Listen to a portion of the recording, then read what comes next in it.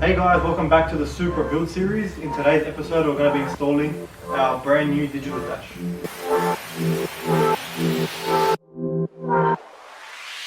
Guys, hope you guys are having an awesome day.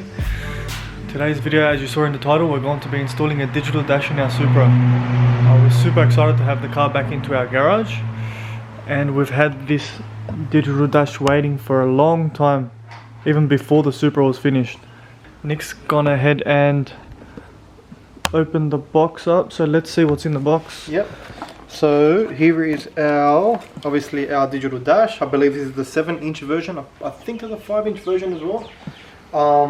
This is the 7-inch version. There it is, in all its glory. There it is. I've already gone ahead and plugged in the Haltech can connector. So if you have a look here, the guys have very helpfully labeled the can low. So obviously we see that blue is can low and white is can high.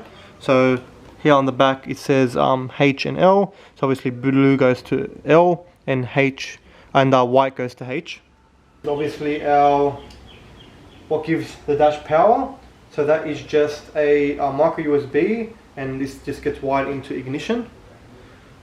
That just gets wired into ignition. Needs 12 volts. So that's a 12 to 5 volt converter, and then that goes into the back of the dash camera. So we also opted for the GPS version, so that'll just let us see our speed. So we've got our GPS connector here, and then that's just a connector that goes onto the back of the dash, and that'll give us our speed. And this is so cool because we'll be able to also hold a proper odometer as well, so can't wait for that. But yeah, that's everything that goes that comes in the box. If you have any questions, feel free to ask, and let's get into the install. Alright guys, so let's go hop in the car now. What I want to do is I want to connect an external power supply and connect it to the can just to make sure that everything works before I start pulling my dash apart. And then after that, we can install it properly in the car. Yeah, what I'm doing at the moment is I am just setting up the digital dash to work with the Haltech can. So the guys down at PowerTune Digital, they're absolutely awesome. They've already labeled the can low and can high. So for us, blue is can low and white is can high, so we've wired that in. The second thing we've done is we've connected an external 12 volt supply. The reason we've done this is just to do all our software updates and our network updates. So I've just got this little 12 volt supply down here, and that just allows us to turn our dash on and just make sure all the gauges and all our parameters that we want are working. And then after we've sorted everything out externally, then obviously we'll take all the panels off and put it in properly. That's just a stock menu. As you can see, there's obviously different menus. These are fully customizable, and this isn't the software version that we're using, by the way. We still have to do a software update. So once we get into that software update process, we'll let you guys know how we do that. So we hooked everything up and we started the car, but for some reason we were still unable to see all our parameters basically. So we'll just send a quick message to our friends down at PowerTune Digital to see if they have any advice. Guys, so the guys down at PowerTune Digital just responded to our message. And Nick, what did they say? They literally responded in like 2 seconds. So let's have a look. So we've got to connect Wi-Fi and do the Wi-Fi update. Then we've got to change the speed to 1 megabyte for the Haltech. Just a bit of mucking around and updating software updates, and then guys, we'll get back to you shortly as soon as all that's set up.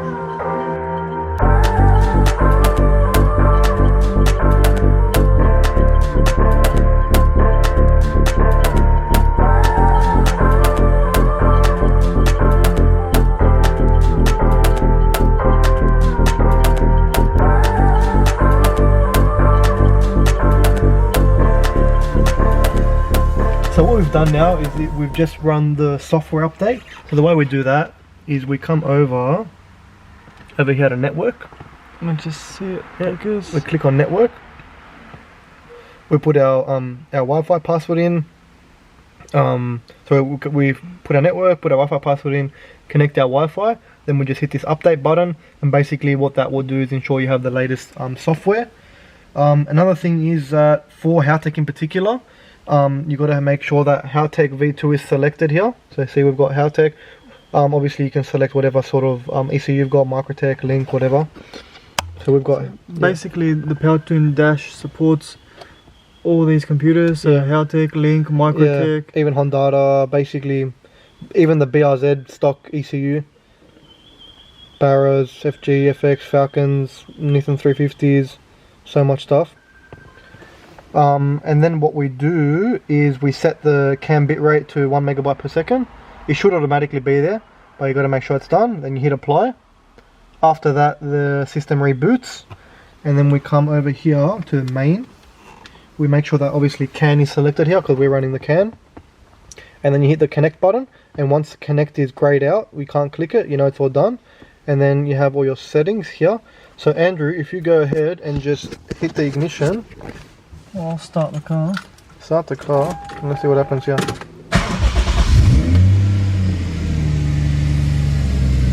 And there we go, guys. We've got our fuel pressure, we've got boost, we've got battery,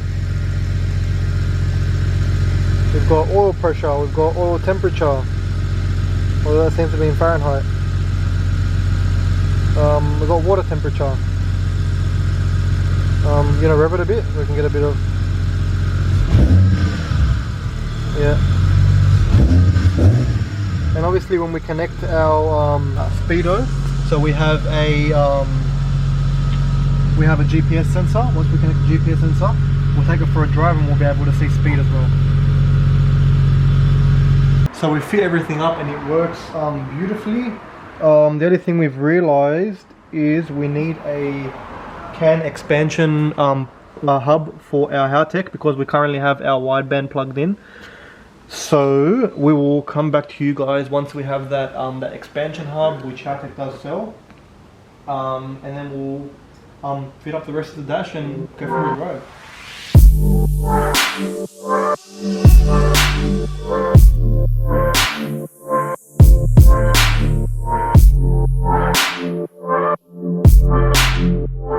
Alright guys, so it's currently the next day and we got the part that we're waiting for to install the PowerTune digital dash.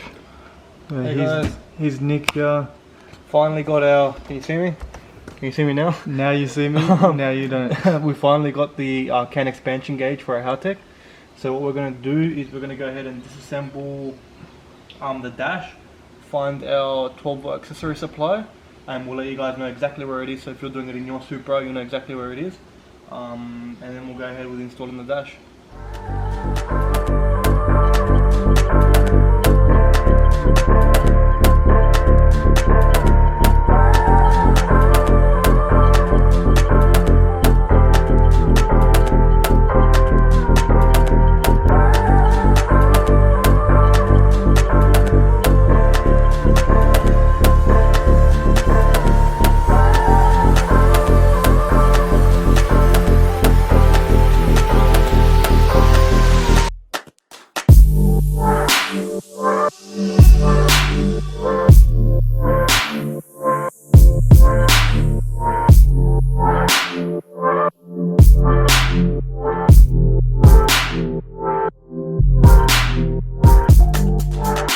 So you guys may be thinking, why has Nick gone ahead and taken apart the whole dash in the Supra?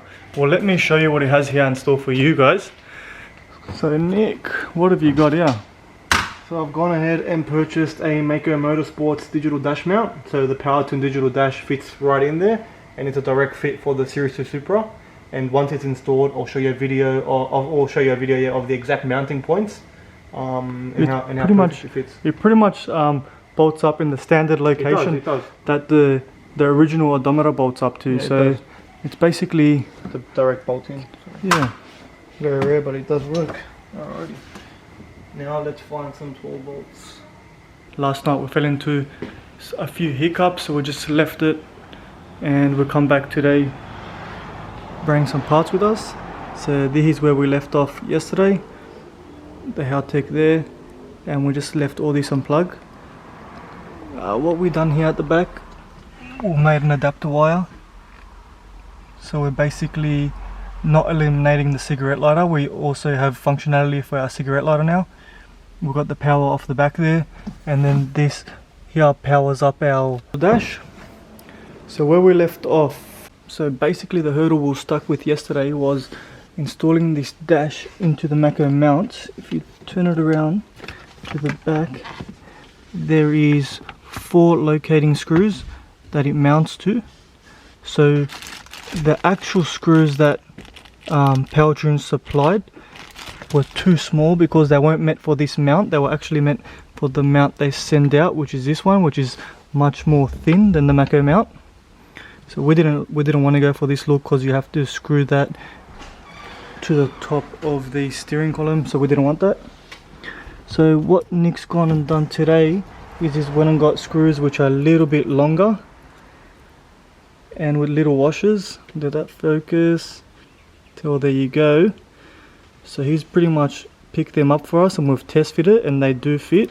So now I'm gonna go to installing that, and now we can finalize the dash install, guys. So it's getting close, and let's just set the time lapse up and we'll reinstall everything.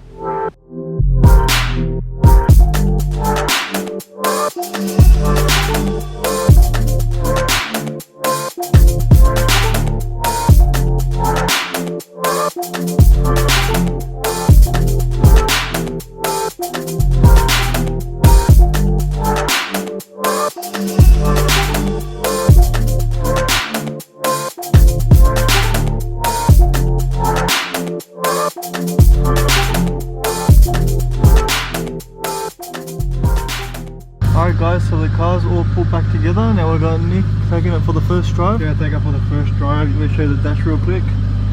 What we can see here. Let that focus. Yep, then we've got fuel pressure. I don't think that's working. We'll suss that out. We got intake air temperature. We got boost. That focus. Boost. We got battery. We got AFR, we got revs, ethanol, water temperature, oil temp and oil pressure aren't working at the moment, and we also have the odometer. So let's see how it goes. Yeah, it looks like our rev gauge is working. Looks like our boost gauge is working. So we're in vacuum right now. Battery voltage is working, water temp, intake air temp. The only thing that doesn't look like it's working is the speedo, but we will suss that out, see why that's not working. Oh, have a look at that. Yeah. Maybe we didn't connect the GPS thing properly.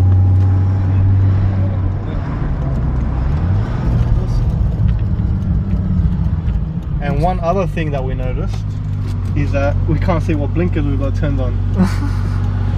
So let's see what we're going to do about that. We might change the design a little bit. Awesome, so that's that, guys. Yeah. That's the PowerTune dash fitted. Looking sweet.